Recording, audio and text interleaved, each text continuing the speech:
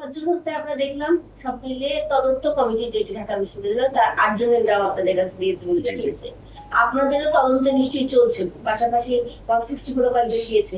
সব মিলিয়ে এখন পর্যন্ত কি পাওয়া গেল? আপনারা জানেন এর ভিতরে যে ঢাকা বিশ্ববিদ্যালয়ে যে অনাকাঙ্ক্ষিত ঘটনাটা ঘটেছে, তোফাজ্জল হত্যা।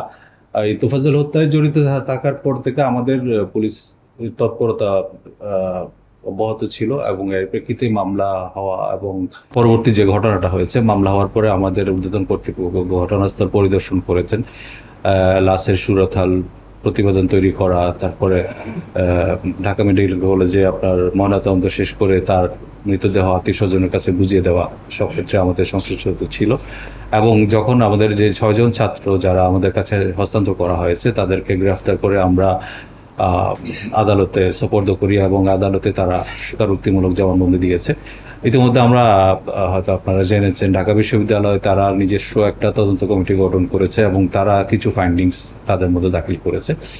তো আমরা তাদের সাথে নিয়মিত যোগাযোগ রাখছি এবং তাদের সাথে যোগাযোগ রেখে তাদের যে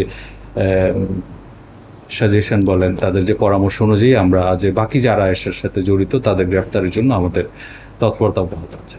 আপনারা কি তদন্তে 8 জনই পেয়েছেন নাকি আরো সংখ্যা আছে? আমাদের তদন্তটা আসলে এখনো চলমান রয়েছে। তদন্তে যদি আরো কারো সংশ্লিষ্টতা আসে, আরো কারো সংশ্লিষ্টতার অভিযোগ পাওয়া যায়, তবে সেক্ষেত্রে অবশ্যই তাকে আমরা আইনের আওতায় নিয়ে যাবো। আমরা সর্বোচ্চ গুরুত্ব দিয়ে আমরা এই মামলাটা তদন্ত করছি। গতকাল কাকরাইল অরেঞ্জ ভবনের সামনে যে আন্দোলন চলে, সেখানে লাঠি চার্জের অর্ডার দিয়েছিল সিনিয়র অফিসাররা, সেটি জুনিয়ররা মানেনি। বলছিলেন যে এখন পুলিশ ঠিকমতো তৎপর হচ্ছে না, সেটি আপনারা কিভাবে দেখছেন? তাদের বিরুদ্ধে কোনো ব্যবস্থা গ্রহণ করবেন? আসলে পুলিশি তৎপরতা বলতে আমরা তো পুলিশের, আপনারা ট্রাফিকের কাজ দেখছেন, সারাদিন আমাদের লোকজন দিনরাত কঠোর পরিশ্রম করে শান্তি শৃঙ্খলা আনার জন্য চেষ্টা করছেন।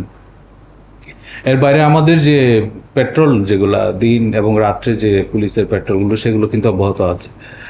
এটা আমাদের পুলিশ সদস্যরাই কষ্ট করছেন, তারা নগরবাসীকে সেবা দেওয়ার জন্য প্রাণান্তকর পরিশ্রম করে যাচ্ছেন। আর অন্যান্য বিষয় যেটা আপনি বলেছেন যে সেটা কোন প্রেক্ষিতে, ওটা আমার জানা নেই। যারা আমাদের এখনো কর্মস্থলে অনুপস্থিত রয়েছে, আপনারা জানেন আমাদের কিছু আইন এবং বিধির মধ্যে চলতে হয়। আমাদের চাকুরিতে কিছু নিয়ম কানুন আছে, সেই নিয়ম কানুনের অনুযায়ী, সেই বিধি অনুযায়ী যদি কেউ কর্মস্থলে বিনা অনুমতিতে অনুপস্থিত থাকে তার প্রতি বিভাগীয় ব্যবস্থা গ্রহণ করা হয়।